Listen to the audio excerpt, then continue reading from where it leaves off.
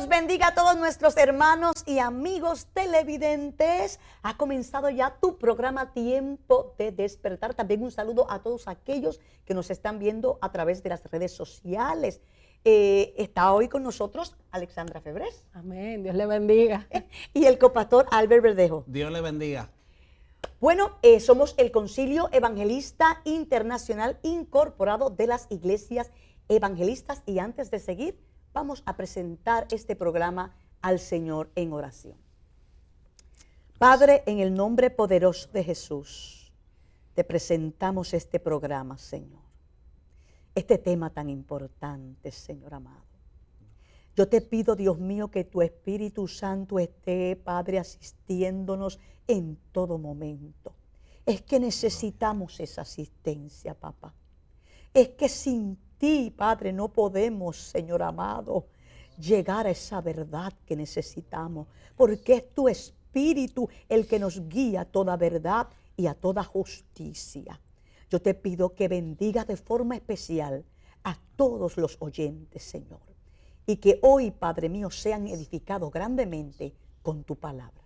Te lo pido en el poderoso nombre de Jesús. Amén y amén. Bien, amados, si desean escribirnos, puedes hacerlo a través de los teléfonos que ves en pantalla. Puedes enviarnos mensaje de texto con tu petición. También puedes escribirnos a través de las páginas de Facebook de la Iglesia Evangelista, también de Loida Olmeda Pastora, y aún el pastor Albert Verdejo y Alexandra Febres. Nos puedes buscar a través de la red social Facebook y escribir tu petición, que nosotros siempre vamos a estar orando por esa petición aún en nuestra iglesia, y al final del programa vamos a estar orando por ti. Amén, ¿verdad? Como siempre, también queremos recordarle a nuestros amigos televidentes que la iglesia, si usted vive cerca de Carolina, la Iglesia Evangelista Cristo Viene está ubicada allí en la calle Roberto Clemente. También puede comunicarse con la pastora Mercy González, a Pastora M. González en Facebook, Pastora M. González. Allí le puede escribir si quiere saber la programación de los cultos, ¿verdad?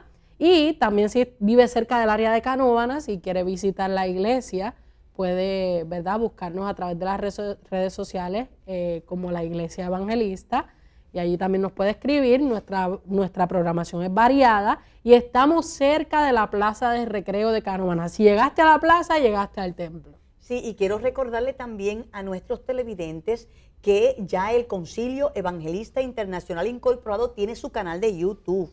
Y cada programa que hemos transmitido ya está disponible para que usted entre y lo vea. Y también yo tengo mi canal también de YouTube, donde usted también va a escuchar música y palabra del Señor. Definitivamente, pastor, ahí esas personas que están conectadas, que están ya sintonizando en este programa de Tiempo de Despertar, si se han perdido uno de los programas, pues mira, usted puede entrar a la página de YouTube y puede ver esos programas que van a estar posteados ahí.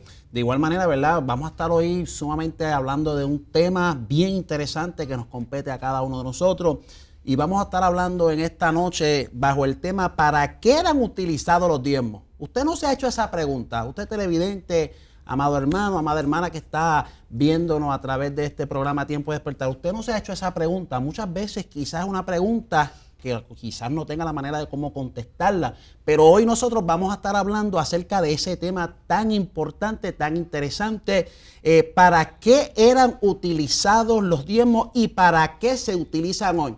Así que yo le exhorto a que usted se quede conectado, porque luego de que vendamos de este cántico espiritual, usted va a estar escuchando lo que vamos a estar hablando de parte del Señor acerca de este interesante y hermoso tema que tenemos pautado para hoy.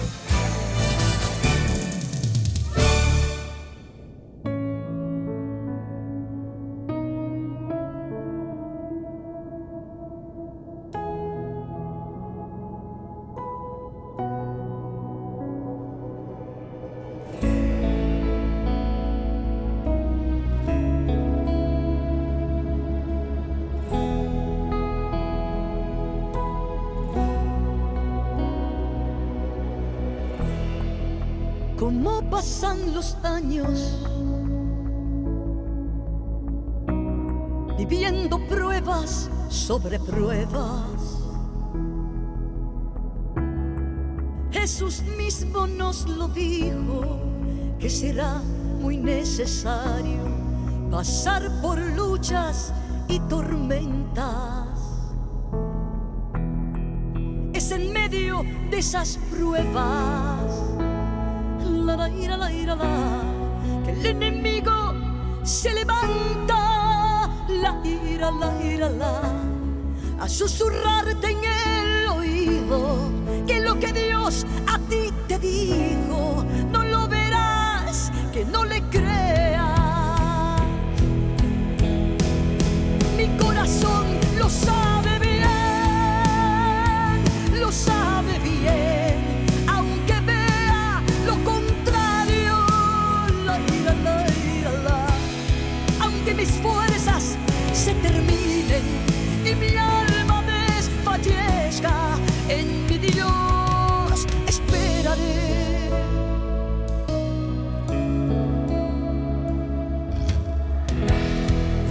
Como pasan los años, viviendo pruebas sobre pruebas,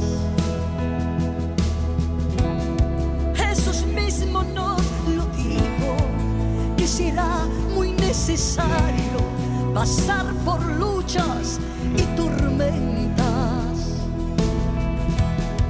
Es en medio de esas pruebas, la ira, que el enemigo se levanta, la ira, a susurrarte en el oído que lo que Dios a ti te dijo no lo verás, que no le creas. Mi corazón lo sabe bien, aunque vea lo contrario, la ira, aunque mis fuerzas se terminen y mi alma desfallezca, en mi Dios esperaré.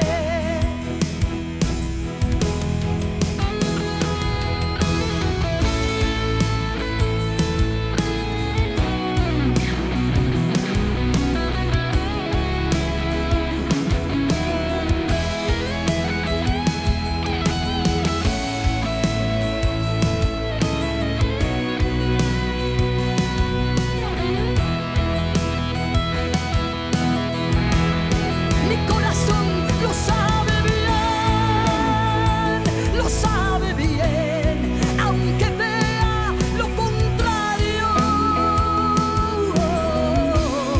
aunque mis fuerzas se terminen y mi alma desfallezca, la,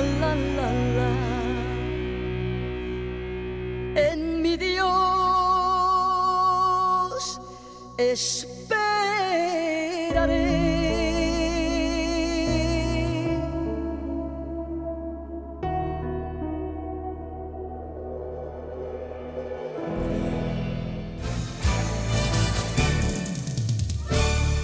Hermósico cántico, esa alabanza que exalta y glorifica el nombre del Señor. Qué bueno, ¿verdad? Que aunque veamos lo contrario, nuestro corazón lo sabe bien. Dios está en el asunto. Qué bueno es el Señor, qué bueno es alabarle al Señor. Amén, gloria a Dios. Bueno, vamos a entrar en nuestro tema de hoy. ¿Para qué eran utilizados los diezmos? ¿Para qué se utilizaban?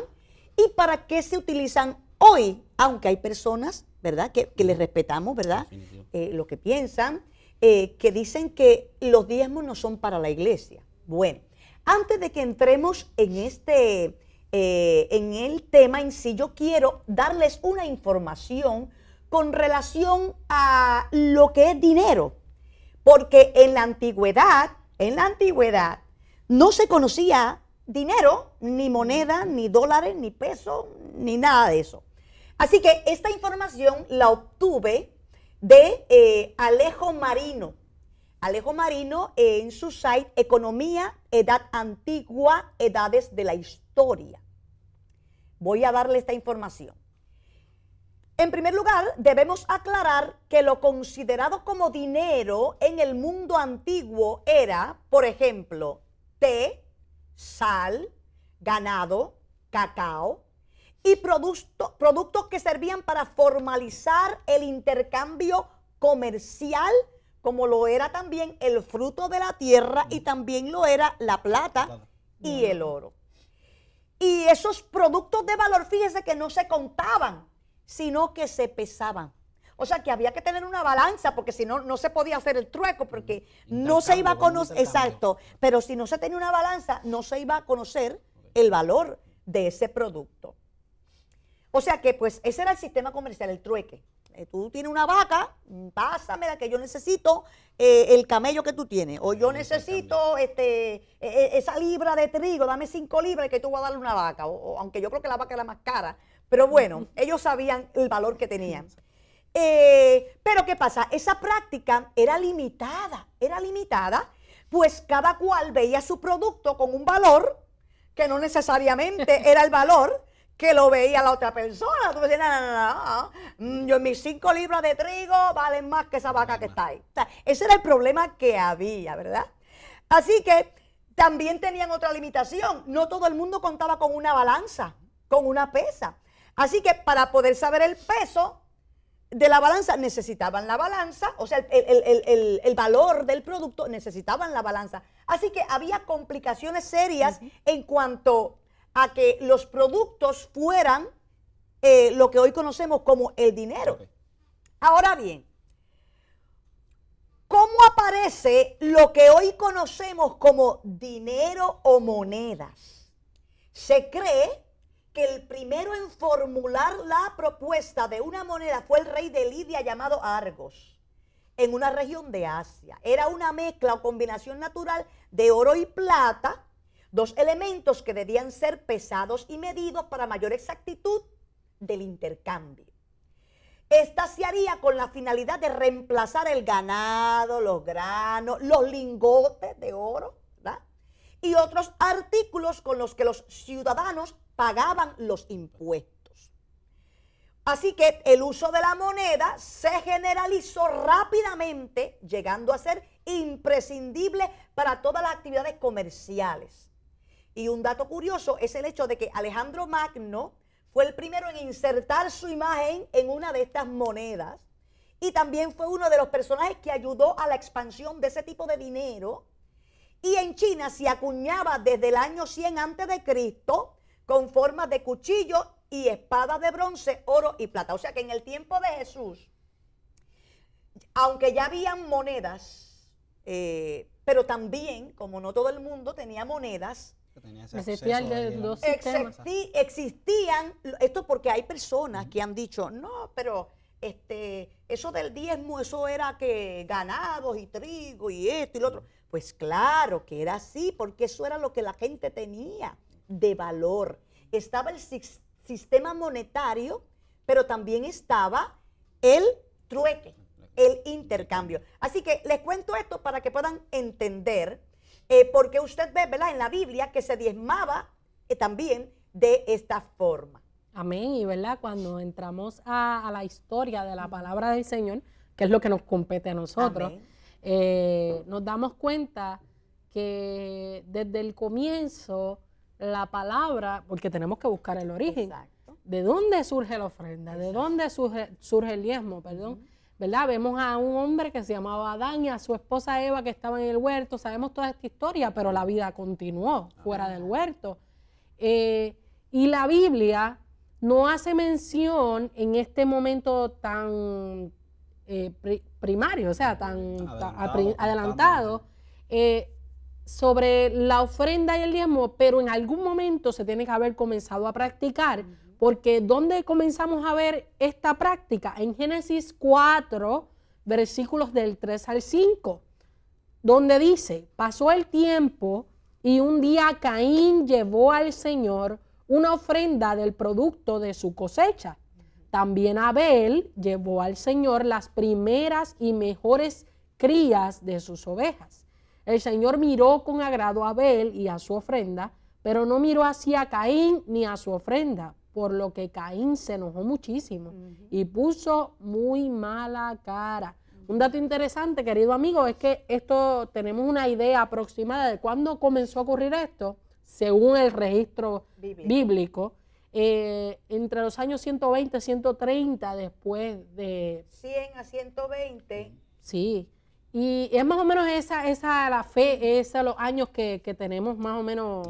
Sí, y lo sabemos porque la Biblia registra cuándo fue que Adán tuvo a Set. A Set, Y exacto. Set vino después de que Caín mató Mató a Abel. Así que este registro de ofrenda Ujú, se dio en ese tiempo. Se dio en ese tiempo y es muy interesante porque esto no puede haber pasado de la nada. Ajá. Si Caín y Abel estaban realizando esta práctica, lo tienen que haber aprendido de alguien, lo tienen que haber aprendido de sus padres. Por ende, en algún momento, que la Biblia no lo registra y nosotros no lo conocemos, Dios le tiene que haber dado esta instrucción a ellos, porque de la nada ellos no iban a decir, ok, voy a sacrificar esto hoy para el Señor. De la nada eso no iba a Pues surgir. voy a dar esta ofrenda de la tierra. Sí, primero ellos no sabían lo que era, o sea, si no sabes lo que es ofrenda, significado. no vas a dar algo que desconoces. Exacto. Algo el Señor los tiene que haber enseñado. Amén.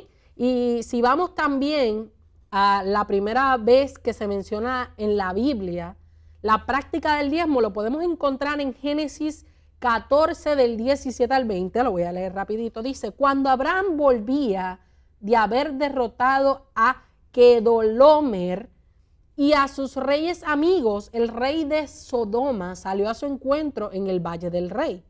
Allí Melquisedec, que era rey de Salem y sacerdote del Dios Altísimo, sacó pan y vino y bendijo a Abraham, diciéndole, Abraham, que te bendiga el Dios Altísimo, creador del cielo y de la tierra. El Dios Altísimo merece todas las alabanzas, pues te dio la victoria sobre tus enemigos. De inmediato, Abraham le dio a Melquisedec la 10ª parte de todo lo que había recuperado. Esta fue la primera vez, ¿verdad?, que se menciona en la Biblia la práctica del diezmo. También Jacob, el nieto de Abraham, practicó el diezmo. O sea, que no se quedó solamente en Abraham. Comenzó a hacer una práctica. Y en Génesis 28, del 18 al 22, dice, al día siguiente, Jacob se levantó muy temprano y tomó la piedra que había usado como almohada, la puso de pie como un pilar y la consagró derramando aceite sobre ella. En ese lugar había antes una ciudad que se llamaba Luz, pero Jacob le cambió el nombre y le puso Betel. Allí Jacob hizo esta promesa: si Dios me acompaña y me cuida en este viaje que estoy haciendo, si me da qué comer y cómo vestirme, y si regreso sano y salvo a la casa de mi padre, entonces el Señor será mi Dios. Esta piedra que he puesto como pilar será casa de Dios, y siempre te daré, oh Dios, la 10ª parte de todo lo que tú me des. Fíjate, Alexandra, qué dato tan importante. Abraham recibe bendición de Melquisedec, sacerdote del Dios Altísimo y rey de Salem. Y cuando Abraham recibe la bendición, Abraham le da los diezmos. Dice que inmediatamente le da todo lo que tenía. Y Eso fue vemos al aquí- momento, al instante. Exacto. Y vemos aquí que Jacob está hablando con Dios y le está diciendo, si me bendices, yo te voy a dar la 10ª parte. La pregunta es, ¿cuánto Dios nos ha bendecido hoy? Es una pregunta que nos debemos llevar.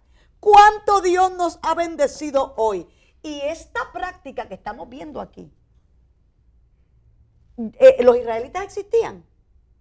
La ley de Moisés existía. Todavía Sí, no ese había- pueblo no estaba Todavía no formado El había- pueblo todavía. de Israel no existía. La ley levítica no existía. O sea, este tipo de práctica tuvo que haber sido enseñado por Dios. Porque Dios es un Dios de bondad que da. Así que Amén. yo entiendo, ¿verdad? Esto es porque al principio, como decía nuestra hermana Alexandra, no hay una evidencia bíblica que indique que Dios le dijo a Adán y a Eva, ok, yo los he creado y les he dado todo, ustedes practiquen la bondad de la forma que sea. Pero luego vemos que se está practicando. Caín y Abel llevaron ofrenda.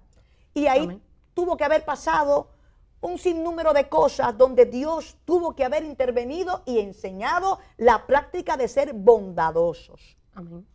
Sí, definitivamente. Y observamos, ¿verdad? A través de la palabra podemos observar que Melquisedec, quien fue el que había recibido los diezmos en aquel entonces, ¿verdad? Luego de que hubiese subido a Abraham, luego de haber derrotado esa victoria que había obtenido.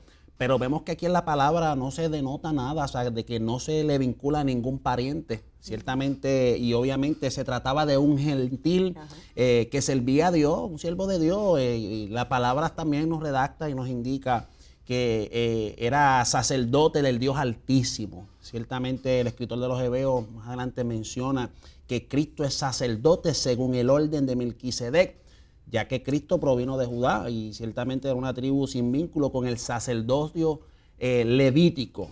Pero vamos a ver lo que dice, ¿verdad? Como dice el escritor de los Hebreos, cuando vemos en el capítulo 7, el verso 6 en adelante, dice Melquisedec, pero Melquisedec, aunque no era descendiente de Leví, le cobró la 10ª parte a Abraham. Y nadie, o sea, le cobró la 10ª parte a Abraham que había recibido las promesas de Dios. O sea, dice bien que había recibido las promesas de Dios, así que Melquisedec bendijo a Abraham. Y nadie puede negar que el que bendice es superior al bendecido. O sea, ciertamente verá que lo iba a bendecir de parte del Señor, de parte de Dios. Así que Melquisedec bendijo a Abraham. Y ciertamente aquí en esta vida los que cobran la 10ª parte son hombres mortales. O sea, ciertamente la Escritura habla de Melquisedec como uno de los que todavía vive. Y se puede decir que los sacerdotes que descienden de Leví y que ahora cobran la 10ª parte pagaron también la 10ª parte a Melquisedec, al pagársela a él, a Abraham, porque en cierto sentido cuando Melquisedec salió al encuentro de Abraham, llevaba ya en su cuerpo sus descendientes que aún no habían nacido. Y me llama la atención que en versos anteriores, cuando estamos hablando del libro de Génesis, capítulo 14, en uno de esos versos, pues estamos hablando que ciertamente cuando se le aparece Melquisedec y vemos que automáticamente, o sea, él le dio todo, de todo lo que tenía, él rápidamente al instante sacó y le dio la 10ª parte, o sea que él no titubeó. ¿Por qué? Porque ciertamente él tipificaba al Señor Jesús y obviamente pues tenemos que buscar y avalar la palabra, como dice que aquí es la primera vez, como estamos hablando antes de entrar en el tema, que es la primera vez que se menciona esa palabra, pero vemos cómo entonces al principio, vemos entonces el sacrificio, como estábamos hablando, que hablaba la hermana Alexandra, cuando a Micael, estamos hablando ciertamente que ya esto venía desde antes. O sea, que si, ¿en qué momento pudo haber surgido de esto de los diezmos? Y mira, si es así, Albert, que estoy segura que el Señor le tiene que haber detallado cómo se iba a comenzar lo que era la ofrenda y el diezmo, que en el caso de Caín y Abel, la Biblia dice que a Dios no le agradó la ofrenda de Caín. Y para que esto fuera de esta manera, la Biblia dice que Abel dio lo mejor que tenía. O sea, que al igual que ellos tienen que haber sabido, ellos tienen que haber, ¿verdad? Tenido conocimiento de que de cómo se lo dentro de la ofrenda, de cómo se lo ofrendaba. ¿Cómo? No solamente que se lo ofrendaba, cómo era que a Dios le gustaba que se lo ofrendara. Porque hoy día pasa lo mismo. Dios ama al dador alegre. Y cuando Dios ama al dador alegre, ¿qué hace? Lo bendice. La Biblia está llena de información que tenemos de que hay un Dios que bendice.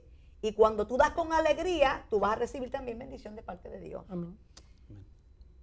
Ok, ahora pues vamos a ver cómo se utilizaban. O sea, ¿para qué eran los diezmos? Porque Dios no se saca nada de la manga. Amén.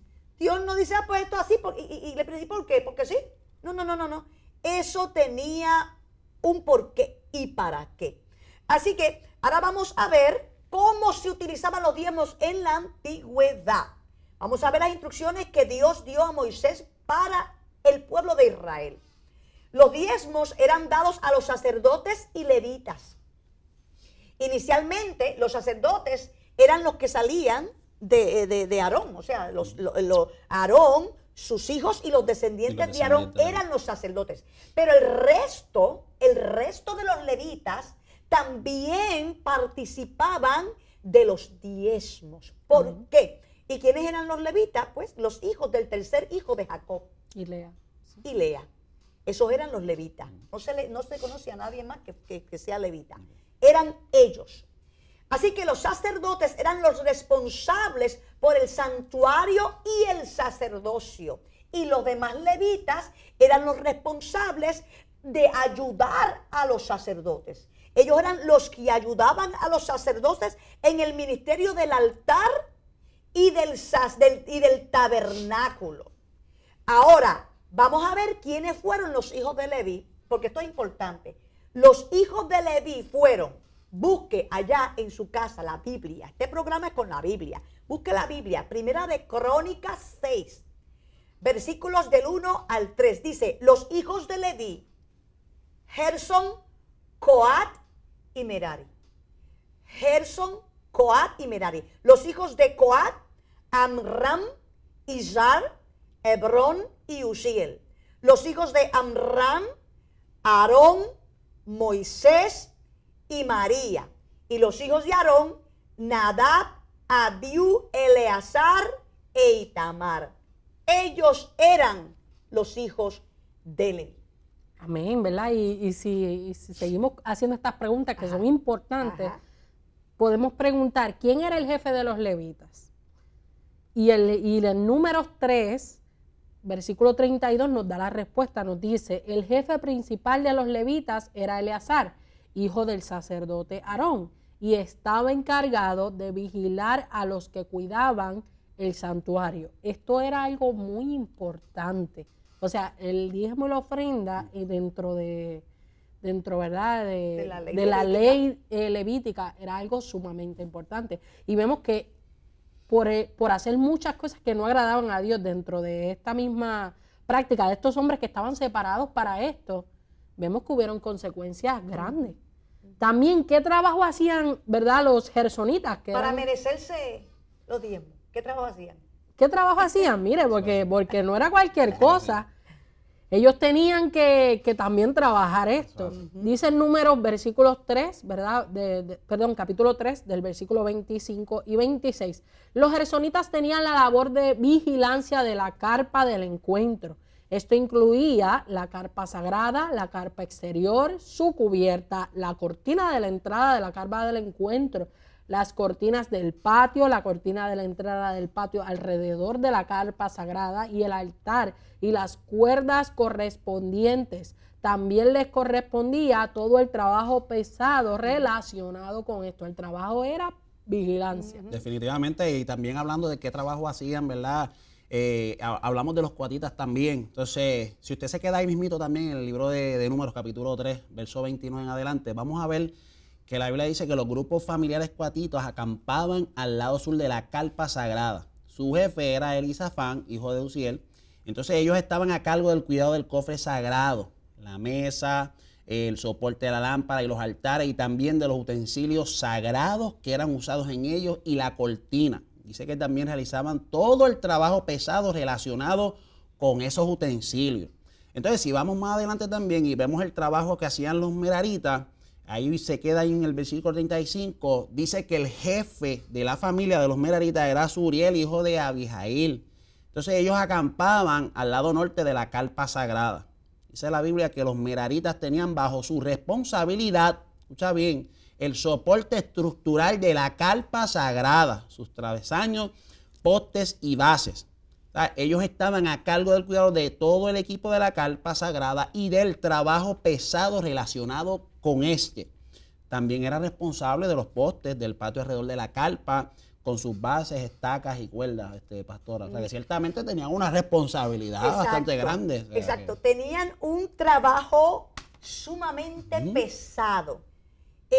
Ese era su trabajo. Por eso ellos recibían los diezmos, porque Dios es justo. Amén. Así que lo vamos a dejar aquí y vamos a regresar cuando volvamos de este cántico espiritual que vamos a escuchar por los labios de nuestra hermana Alexandra Febres.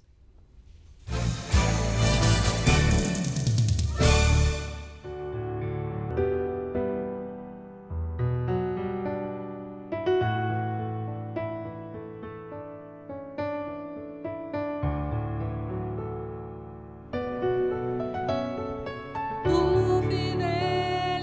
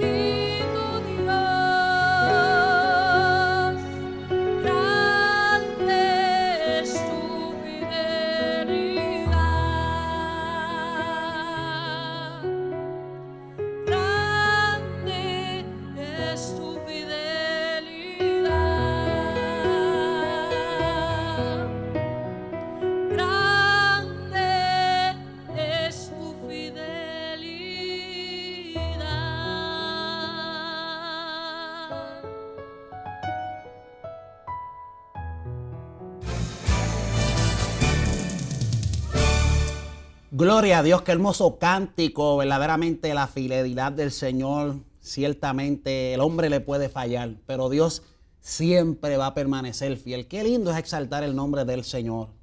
Wow, estuvimos hablando ahorita sobre para qué se utilizaban los diezmos bajo la ley de Moisés. Correcto. Y vimos los trabajos forzosos que hacían los levitas. Trabajaban fuerte, tenían que vigilar la carpa, tenían porque miren, la carpa no se quedaba ahí, ellos se movían de sitio en sitio, hacían que había que desmontar la carpa, Exacto. había que montar la carpa, entonces ellos se encargaban de trabajar fuerte, por eso recibían diezmos. Ok, así que fíjate que dice que los levitas no recibieron tierra para cultivar. Josué 13:14. Mira cómo dice: Moisés no asignó ninguna porción de tierra a los de la tribu de Leví. En cambio, como el Señor les había prometido, su porción provenía de las ofrendas quemadas en el altar del Señor Dios de Israel. Y fíjense que todo lo que venía de las ofrendas, porque eran ofrendas también de granos, ellos recibían ofrendas de grano y todas esas cosas. Recuerde que antes no existían monedas, así que todas estas ofrendas eran para el sustento de ellos, para que ellos pudieran comer. Y para vivir y dar de comer a sus animales, Dios también da unas instrucciones. Ellos reciben ciudades, pero de las tierras de las 11 tribus. Vamos a leer Josué 21, del 1 al 2. Mira cómo dice: Entonces los líderes de la tribu de Leví fueron a consultar un asunto con el sacerdote Eleazar, con Josué hijo de Nun y con los líderes de las otras tribus de Israel. Se presentaron ante ellos en Silo, en la tierra de Canaán, y dijeron: el Señor le ordenó a Moisés que nos dieran ciudades donde vivir y pastizales para nuestros animales. O sea que ella no se le había olvidado lo que el Señor le había dicho a Moisés. Dijo: nosotros también tenemos animales, porque de los diezmos muchos eran animales. Así que de las 11 tribus, de las tierras dadas a las 11 tribus, ellos recibieron ciudades para que sus animales pudieran estar allí, y también viviendas también. Exacto. Pero realmente la mayor parte del tiempo los levitas tenían sus funciones en el templo. Ellos no hacían otra cosa que no fuera vigilar o hacer labores en el templo. Exacto.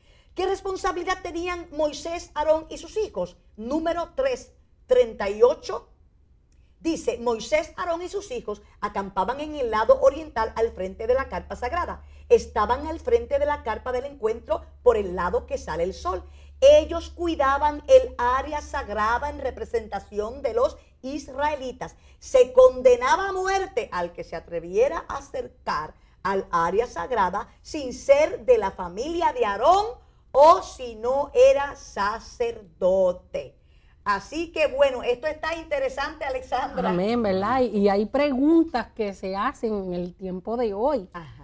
Y una de ellas es: ¿son los diezmos y ofrendas que fueron impuestas bajo la ley dada a Moisés, verdad? ¿Son los diezmos y ofrendas, ordenanzas Ordenanzas. que ¿Eso es fueron- una ordenanza? que fueron impuestas? La respuesta es que sí se incluyeron en la ley dada a Israel, pero esas ordenanzas, querido amigo, como hablamos al principio, ya se practicaban por los gentiles. Exacto. Y otra pregunta que es importante hacernos es: ¿está la iglesia llamada a ofrendar y a diezmar? Algunos piensan, ¿verdad?, que es solo a ofrendar. Y sin embargo, quiero que volvamos, ¿verdad?, al libro de Hebreos, porque el escritor, que no sabemos quién es el escritor, pero él trajo un tema demasiado interesante comparando el sacerdocio de Melquisedec con Jesucristo. Y quiero que volvamos sobre esta escritura. Vamos a ir rapidito a Hebreos 7, versículos del 4 al 9. Dice: ahora bien, Melquisedec era tan importante que nuestro antepasado Abraham le dio la 10ª parte de lo que ganó en la batalla, lo que leímos al principio. De acuerdo con la ley de Moisés, si un sacerdote pertenece a la familia de Leví, tiene derecho a recibir la 10ª parte de todo lo que gana el pueblo. No importa que el sacerdote sea del mismo pueblo o familia. Todos por igual tienen que dar la 10ª parte. y mire qué bonito esto, y aunque Melquisedec no pertenecía a la familia de Leví, recibió la 10ª parte de lo que había ganado Abraham, a quien Dios le había hecho promesas. Melquisedec bendijo a Abraham, y como todos sabemos, el que bendice es más importante que el que recibe la bendición. Los sacerdotes que ahora reciben la 10ª parte de lo que ganamos son personas que algún día morirán. Melquisedec, en cambio, sigue vivo, porque la Biblia no dice que haya muerto. Quiero, ¿verdad?, hacer un paréntesis aquí para que hablemos sobre, en cambio, Melquisedec sigue vivo. Esto realmente es una forma simbólica o representativa de lo que está hablando el escritor, hablando sobre Jesús. O sea que Jesús sigue vivo. Amén. No terminó solamente aquella obra en la cruz. Él sigue vivo, es un Dios eterno. Por eso podemos decir que los sacerdotes de ahora que pertenecen a la familia de Leví también le dieron a Melquisedec la 10ª parte, porque Abraham actuó como su representante. Esto fue así porque todos ellos son descendientes de Abraham, aunque todavía no habían nacido cuando Abraham se encontró con Melquisedec. De alguna manera, todos ellos estaban presentes en Abraham. O sea, en Abraham los levitas, siendo sacerdotes, dieron diezmo al rey y sacerdote Melquisedec, que era un gentil, quien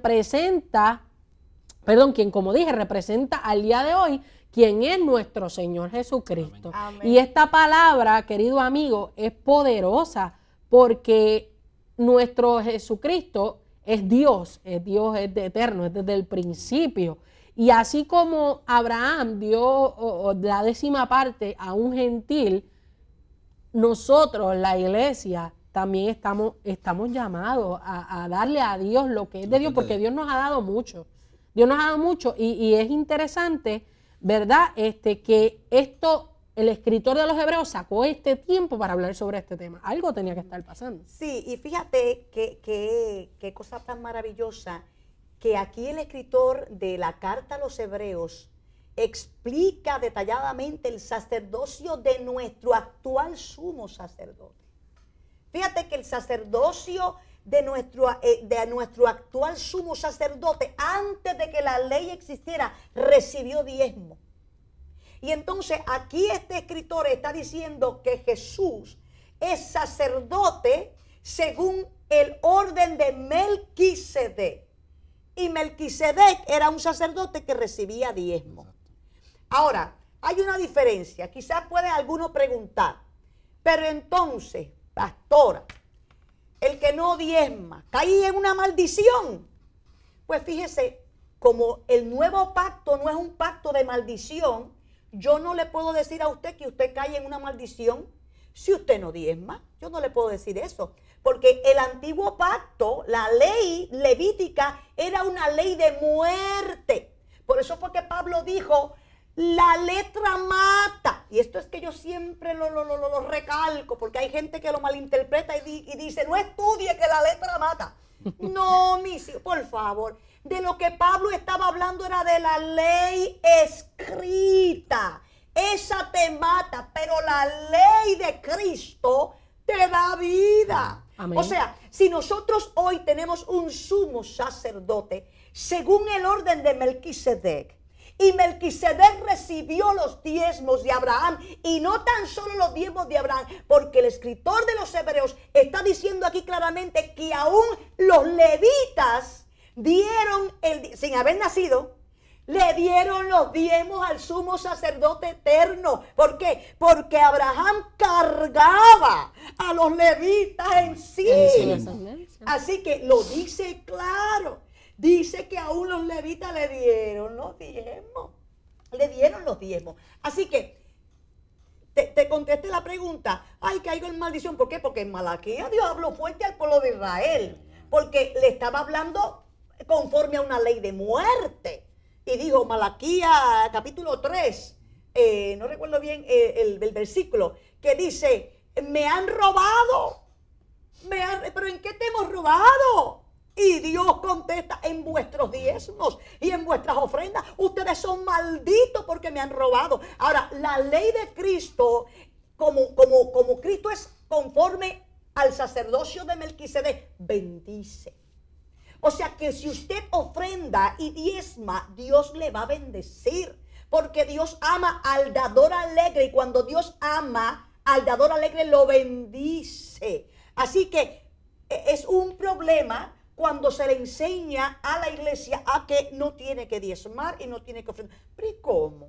¿Y para qué se usan? Ahora digo yo. Eso te iba a... Y eso es bien importante. ¿Para qué se usan los diezmos? ¿Para qué se usan los diezmos hoy? Buena tiempo, pregunta, porque ese es el tema. ¿Para qué se usaban los diezmos en la antigüedad?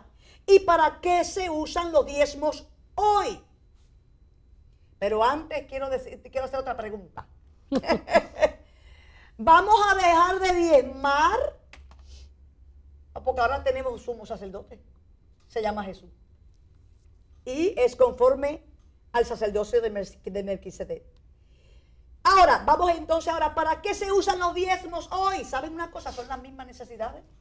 ¿O es que los pastores no comen? Los que trabajan en la iglesia, que lo han dejado todo. Porque tenemos también que aclarar algo. Habemos pastores como yo que todavía trabajamos secularmente. Yo recibo una ofrenda. Yo no pretendo que me den un sueldo. No estoy diciendo que así tiene que hacerlo usted. Pero yo recibo una ofrenda. Yo como pastora recibo una ofrenda. No recibo un sueldo. Yo trabajo. Pero las necesidades de hoy son las mismas de la antigüedad. Y es para sostenimiento de los pastores que trabajan. Y de hecho, esto lo podemos ver como práctica en la iglesia primitiva. Porque cuando Pablo defiende su apostolado, y lo podemos ver en 1 Corintios capítulo 9, a Pablo defendiendo su apostolado, él está diciendo, no tengo derecho yo de que se me sostenga. Yo soy apóstol. Algunos no creían en su apostolado. Ahí estamos viendo que los apóstoles recibían sustento.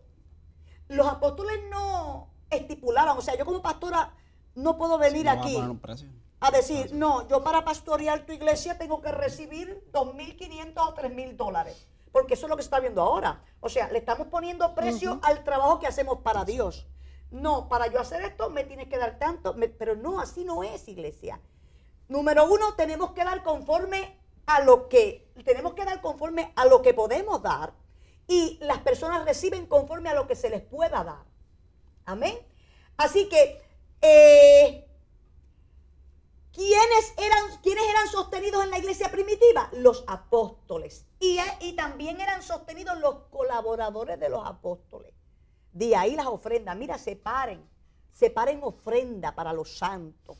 Separen ofrenda para los santos. O sea que este sistema de ofrendas, y como decía, yo le escuché del pastor Román, no recuerdo el nombre, pero el pastor Román decía, mira, se cae de la mata, porque se da por sentado que la práctica del diezmo continuó siendo una práctica de la iglesia. Que no se dejó de hacer en ningún momento. No se dejó de hacer, por eso no se habló. Y cuando nosotros leemos Mateo 23:23, y quiero que lo busquemos, Mateo 23:23, Jesús habló algo aquí. Miren lo que Jesús dijo, vamos a leerlo, Mateo 23:23. Dice, ¿qué mal les va a ir a ustedes, maestros de la ley y fariseos, hipócritas? Se preocupan por dar como ofrenda la 10ª parte de la menta, del anís y del comino que cosechan en sus terrenos, pero no obedecen las enseñanzas más importantes de la ley, que es ser justo con los demás, tratarlos con amor y obedecer a Dios en todo. Hay que hacer esas 3 cosas sin dejar de obedecer los demás mandamientos. Y usted dirá, sí, pastora, pero Jesús estaba diciendo esto y todavía ellos estaban bajo la ley porque Jesús no había muerto. Sí, pero también el ser bueno con los demás, el ser justo, como lo que el Señor está hablando aquí, que hay que ser justos con los demás, tratarlos con amor y obedecer a Dios, también se tiene que practicar hoy.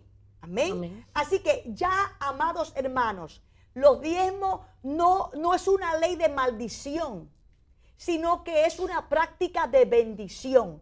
Diezmar y ofrendar no vinieron con la ley de Moisés.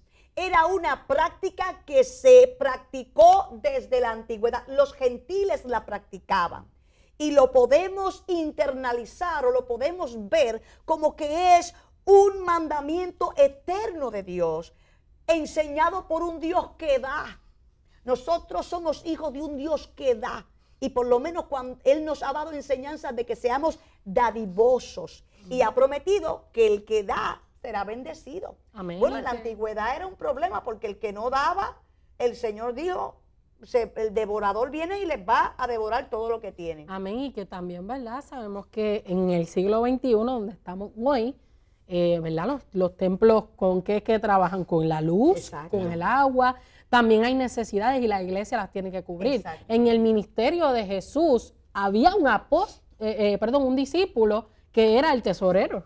Y la Las Biblia dice que ofrendas. sustraía de la bolsa, era listo. Pero era el tesorero y Jesús fue quien lo escogió. Exacto. O sea, que el ministerio que Jesús trajo a la tierra también bendecía. Exacto. Sí. Y fíjate que cuando antes de Jesús morir, estaban bajo la ley y recogían ofrendas. O sea, las ofrendas, los diezmos son ordenanzas importante. Amén. que son ordenanzas que son eternas, mis amados Son hermanos. bien Bueno, ya nos importantes, queda poco son bien tiempo. importante, pastora, porque definitivamente si no se diezma, si no se ofrenda, ¿cómo va a seguir la obra de Dios? En pie? Por eso es que tenemos que entonces ofrendar, Exacto. tenemos que diezmar para que esta obra continúe, porque ciertamente esto no es para nosotros, esto es para Dios. No, y que es importante, perdona que interrumpa, y que es importante que también nosotros, ¿verdad? Como iglesia, como pueblo de Dios responsable, también es importante dar cuenta a la congregación Sí. de lo que se está haciendo con esa ofrenda y con ese diezmo. Porque los hijos de Dios tenemos que ser transparentes. Claro. Y es triste porque hay muchas personas que hasta se han retenido en sus hogares y no quieren saber de la iglesia porque o no se ha dado un buen informe económico sobre lo que pasa en la iglesia, o sienten que les robaron dentro de la iglesia. Y esto es un tema, por eso es que mucha gente es un poco Sí. reacio a Sí. este tema, porque tiene que ver con dinero. Exacto, y no podemos, ¿verdad?, tapar el cielo con la mano, de que tenemos en nuestros días, al igual que en los días en la antigüedad, Amén. personas que sí se lucran, que personas que, bueno, que venden el evangelio. Sí, le ponen y que- precio exacto. al ministerio que tienen, le ponen precio y le ponen precio a muchas cosas. Exacto, y que se lucran del evangelio, eso es cierto, eso está escrito. Pero sobre esas personas ya la palabra habla, segunda de Pedro capítulo Amén. 2 habla de eso. Hay una condenación para los ladrones, hay una condenación para los que se lucran del evangelio, porque el evangelio bendice, pero nosotros no diezmamos y ofrendamos para ser salvos, no, lo hacemos porque ya somos salvos y con amor lo hacemos. Amén. Amén. Bueno, ya nos queda poco. Nos Hay queda que ya poco, finalizar. pastora, sí, claro que sí. Mira, en la pantalla usted va a estar viendo la información, ¿verdad?, de la cuenta bancaria del concilio.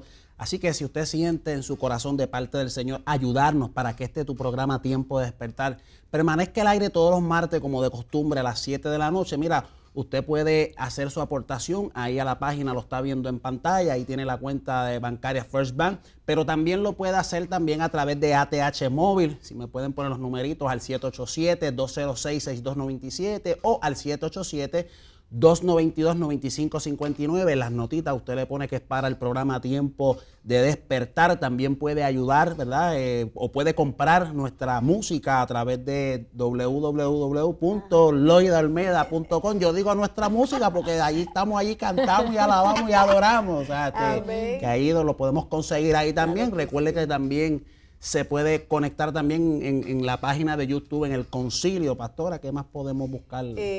Bueno, la programación en nuestra iglesia, los cultos comienzan a las 11 de la mañana los domingos. Todos los En la domingos. iglesia de la pastora Mercy comienzan a las 10 de la mañana. Recuerde que la iglesia Evangelista Cristo Viene está ubicada en la misma carretera Roberto Clemente.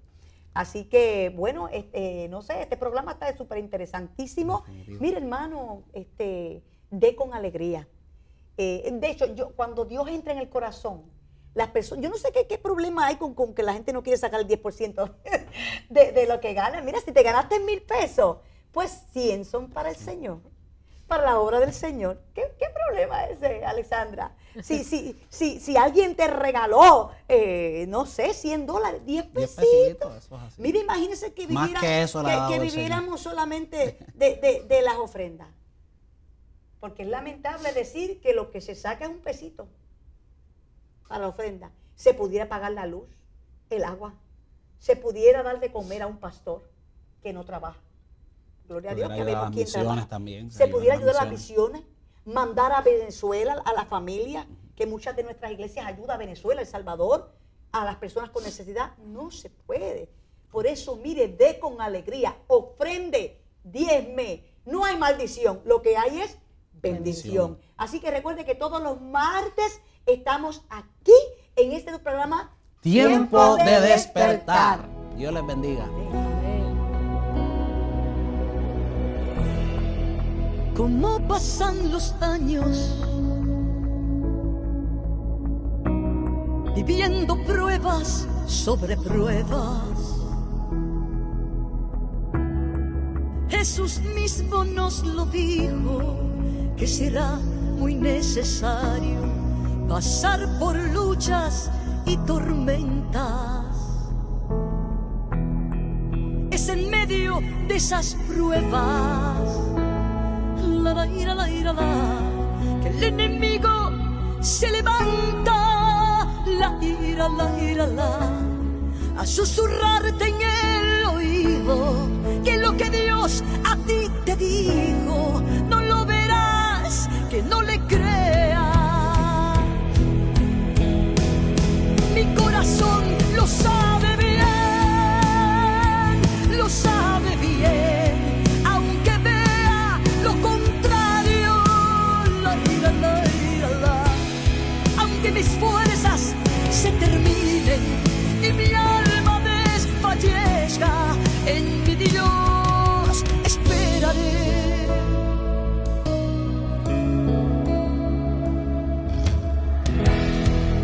Cómo pasan los años, viviendo pruebas sobre pruebas. Jesús mismo nos lo dijo, que será muy necesario pasar por luchas y tormentas. Es en medio de esas pruebas que el enemigo se levanta, a susurrar